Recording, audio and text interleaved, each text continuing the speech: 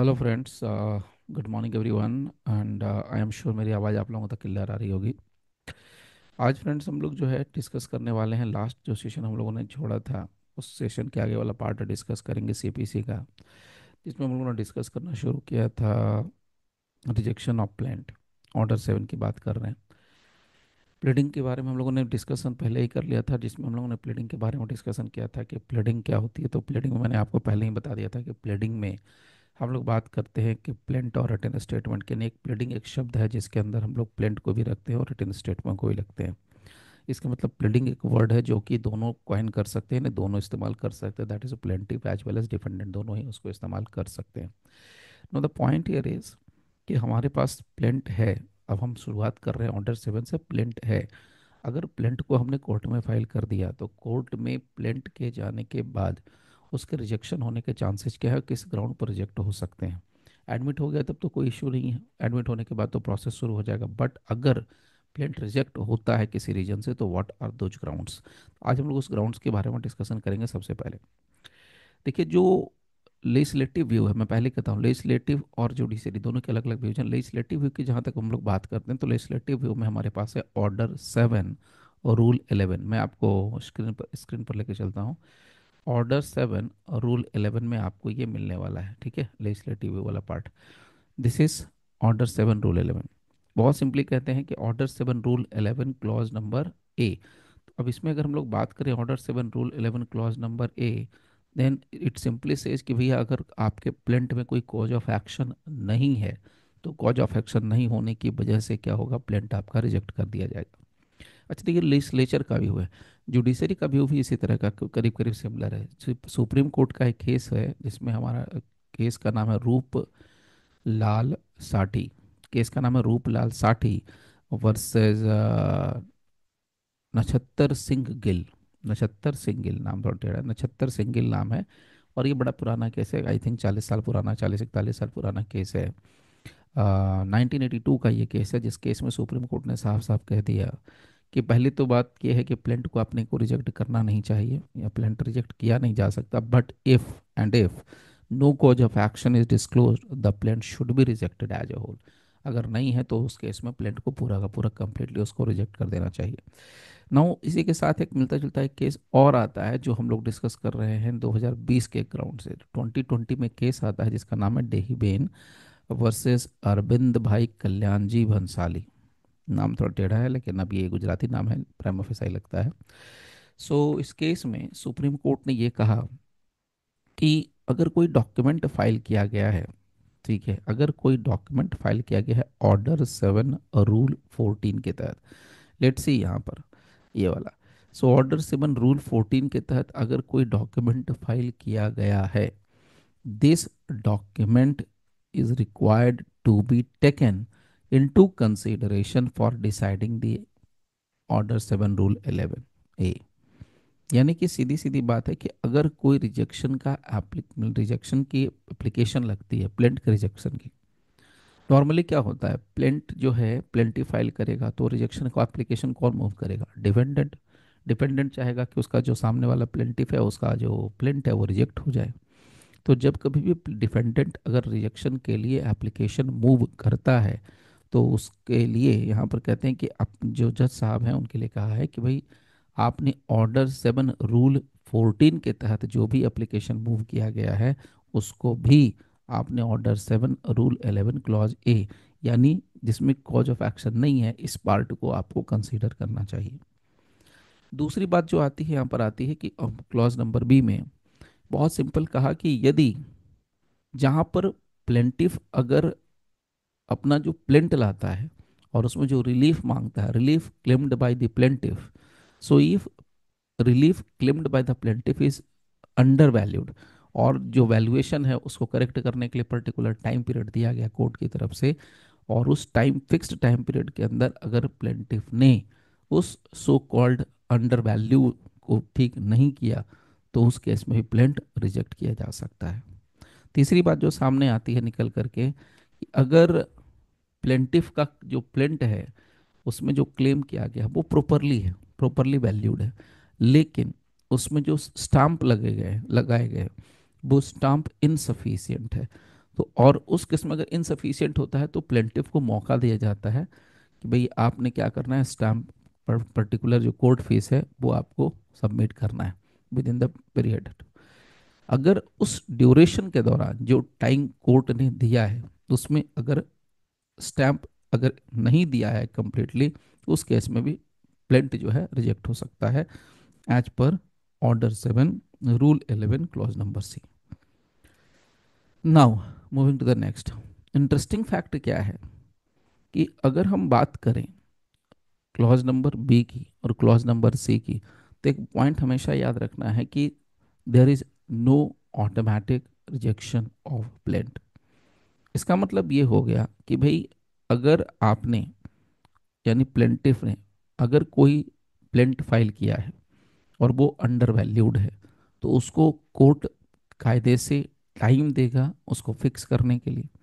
अगर आपने plaint properly लगाया है, सब कुछ प्रॉपरली फिक्स्ड है, लेकिन आपने स्टैंप नहीं प्रॉपरली लगाया है, तो स्टैंप इनसफिशियंट है, तो उसको भी ठीक करने के लिए कोर्ट क्या देगा, पर्टिकुलर टाइम पीरियड देगा। आप उस टाइम पीरियड में अगर फेल कर जाते हो तब ये प्लेंट रिजेक्ट होते हैं, ऐसे अदरवाइज प्लेंट रिजेक्ट होने के चांसेस नहीं है।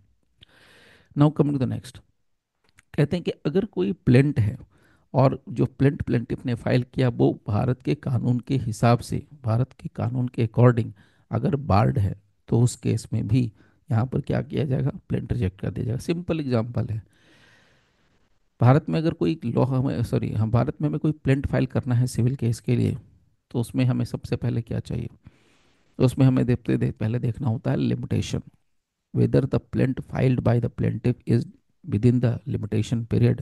अगर वो लिमिटेशन पीरियड के दायरे में है तब तो ठीक है, अगर नहीं है तो लिमिटेशन लॉ के अकॉर्डिंग यानी अकॉर्डिंग टू लिमिटेशन एक्ट उसको क्या कर दिया जाएगा, रिजेक्ट कर दिया जाएगा। नेक्स्ट जो ग्राउंड मिलता है वो पांचवा ग्राउंड मिलता है, उसमें कहते हैं कि भाई प्लेंट को आपको हमेशा डुप्लीकेट में फाइल करना है। तो अगर जहाँ पर प्लेंटिफ ने प्लेंट को डुप्लीकेट में फाइल नहीं किया है, उस केस में भी प्लेंटिफ का जो प्लेंट है वो क्या हो सकता है, रिजेक्ट हो सकता है। और लास्ट ऑप्शन यहाँ पर कहा गया एफ में, जिसमें कहते हैं कि नॉन कंप्लायंस किया गया रूल 9 का। अब रूल 9 क्या है वो जरा समझिए। रूल 9 हमारा यहीं से निकलता है, लेट मी शो यू, यहाँ पर है ऑर्डर 7 और रूल 9। ठीक, this is procedure on admitting plaint. What is this, कहने का मतलब ये है कि जब कभी भी प्लेंट को कोर्ट ने एडमिट कर लिया, एडमिट करने के बाद क्या होता है प्रोसेस कि भाई जितनी भी डिफेंडेंट है, सपोज कीजिए 4 डिफेंडेंट हैं, तो चारों डिफेंडेंट्स के जितने भी नोन एड्रेस हैं उन सारे एड्रेसेस पर प्लेंटिव जो है समन्स भेजेगा प्लेंट की कॉपी के साथ। और उससे भी पहले जब समन भेजा जाता है तो वहां पर प्रोसेस फी जमा करानी होती है कोर्ट में। तो जो टाइम पीरियड यहाँ पर दिया गया है कोर्ट फीस जमा कराने की, सो कॉल्ड प्रोसेस फी जमा कराने के लिए जो दिया गया टाइम पीरियड, उस टाइम पीरियड में अगर वो प्रोसेस फी जमा नहीं की जाती है समन्स की सर्विस के लिए, या प्लेंट की कॉपी अवेलेबल नहीं कराई जाती है, तो ये दो मेजर इश्यूज होते हैं जिसके बेस पर ये प्लेंट रिजेक्ट किया जा सकता है। सबसे इंटरेस्टिंग और इम्पॉर्टेंट पॉइंट क्या है कि यहाँ पर एक फिक्स्ड टाइम पीरियड है एंड दैट इज 7 डेज। तो यहाँ पर मैं आपको दिखाता हूँ, यहाँ देखिए साफ साफ लिखा है within 7 days from the date of such order. Okay, आगे की बात कर लेते हैं। यहाँ तक तो सब कुछ ठीक है, भाई प्लेंट रिजेक्ट हो जाएगा, ये लेजिस्लेटिव व्यू है। लेकिन जुडिशरी का व्यू थोड़ा सा और आगे एडवांस ले लेते हैं। अब जुडिशरी का व्यू क्या कहता है, जुडिशरी का व्यू कहता है कि अगर प्लेंट फाइल किया गया है तो लेजिस्लेचर ने जितने व्यूज दे रखे हैं, लेजिस्लेचर ने जितने पॉइंट्स दे रखे हैं रिजेक्शन के लिए, उतना एग्जॉस्टिव नहीं है, उतना कंप्लीट नहीं है। यानी अगर हमें रिजेक्ट करना है, अगर जज को, सिविल जज को रिजेक्ट ही करना है, तो उनके पास अदर ऑप्शंस खुले हैं। So this is not exhaustive list, other options are also available. ये मैं नहीं कह रहा हूँ, ये सुप्रीम कोर्ट का कायदे से एक केस है। मैं आपको केस का नाम बता देता हूँ। केस का नाम है mayor MAYAR mayor HK limited versus owners and parties vessel MV Fortune express. फिर से रिपीट कर रहा हूँ, मेयर MAYAR या मायर भी लोग पढ़ते हैं, तो HK limited versus owners and parties vessel MV Fortune express. 2006 का ये केस है, रिपोर्टेड है एआईआर में सुप्रीम कोर्ट। इस केस में सुप्रीम कोर्ट ने साफ साफ हेल्ड करके कहा, ये लेजिस्लेटिव का व्यू, कोर्ट का व्यू है, सॉरी ये कोर्ट का व्यू, लेजिस्लेटिव में जुडिशरी का व्यू है। इस केस में सुप्रीम कोर्ट ने कहा कि जो ग्राउंड ऑफ रिजेक्शंस जो ऑर्डर 7 रूल 11 में दिया हुआ है, this is not exhaustive list. So plaint can be rejected on other grounds also. What are those other grounds जिसके आधार पर कोर्ट कह दे कि भाई हम प्लेंट को रिजेक्ट कर देते हैं? अगर कोर्ट को लगता है कि जो प्लेंट लाया गया है वो वेक्सेसियस है, अगर कोर्ट को लगता है कि ये जो प्लेंट लाया गया है वो मेरिटलेस है, अगर कोर्ट को लगता है कि क्लियरली उसमें राइट टू सू नहीं शो होता है, तो उस केस में भी कोर्ट जो है प्लेंट को रिजेक्ट कर सकती है। इसके अलावा एक और केस मैं आपको शेयर करता हूँ। इसमें 2019 का एक जजमेंट है जिसमें केस का नाम है शौकत हुसैन मोहम्मद पटेल वर्सेज खातून बेन मोहम्मद भाई पोलजरा पोलजरा। इस केस में सुप्रीम कोर्ट ने क्या हेल्ड करके कहा? सुप्रीम कोर्ट ने इस केस में हेल्ड करके कहा कि जब भी आप, यानी कोर्ट्स को कहा कि जब भी आप रिजेक्शन ऑफ प्लेंट के मामले को डील करें, इंटायर प्लेंट को आपको कंसीडर करना है, पार्ट में नहीं करना है। ये सेम मामला रूपलाल साठी के केस में भी कहा था। तो रूपलाल साठी का केस 1982 का है और ये जो मामला है शौकत हुसैन वाला, ये 2019 यानी 2019 का है। This is all about rejection of plaint.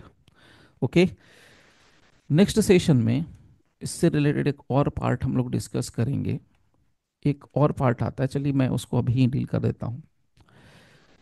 Next part ये आता है कि भाई अगर मान लो कि एक प्लेंट को कोर्ट ने रिजेक्ट कर दिया, ठीक, अगर प्लेंट को कोर्ट ने रिजेक्ट कर दिया इस ग्राउंड पर कि भाई कोई कॉज ऑफ एक्शन नहीं दिखता है, क्या प्लेंटिफ जो है फिर से एक fresh plaint same cause of action पर फाइल कर सकता है या नहीं कर सकता है? इसका आंसर मिलता है ऑर्डर 7 रूल 13 में, 7-13 में मिलता है। मैंने क्या क्वेश्चन करा वो फिर से रिपीट कर दे रहा हूँ।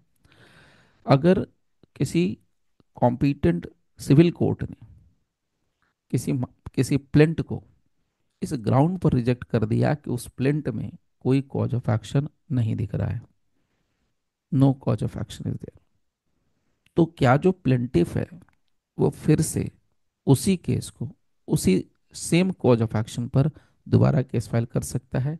The answer is yes. ये मैं नहीं कह रहा हूँ, ये ऑर्डर 7 रूल 13 मैं आपको दिखा देता हूँ। ये है ऑर्डर 7 रूल 13, बहुत क्लियरली कहा है the rejection of the plaint on any of the grounds here in before mention, यहाँ लिख दिया एनी ऑफ द ग्राउंड्स, तो ये अपने इंटरप्रिटेशन का मैटर है। एनी ऑफ द ग्राउंड्स लिखने का मतलब हो गया कि हम लोगों ने जो ऑर्डर 7 रूल 11 उसमें हम लोगों ने जो ग्राउंड्स डिस्कस किए उसमें से कोई भी ग्राउंड रहने दीजिए, here in before mention shall not of its own force preclude, preclude का मतलब होता है रोक देना, the plaintiff from presenting a fresh plaint in respect of the same cause of action. तो सेम कॉज ऑफ एक्शन पर fresh plaint file करने से, प्रेजेंट करने से कोई कोर्ट नहीं मना कर सकती है। मतलब तो बात वही हो गई घुमा घुमा के, क्लियर? सो आज के लिए इसको यहीं पर स्टॉप करते हैं, फिर नेक्स्ट सेशन में हम लोग एक डिस्कशन करेंगे नया टॉपिक जिसको हम लोग कहते हैं return of plaint. Return of plaint भी एक छोटा सा टॉपिक है जो कि एग्जाम में आता है। इससे जो मेजर क्वेश्चंस पूछे जाते हैं इस टॉपिक से, rejection of plaint, reject of plaint, ये ऑर्डर 7 से मोस्टली क्वेश्चंस रहते हैं। ठीक है, तो फिलहाल आज के लिए, अभी के लिए यहीं पर स्टॉप करते हैं, मिलते हैं फिर नेक्स्ट सेशन में। तब तक के लिए thank you very much for giving your precious time. Thank you all friends.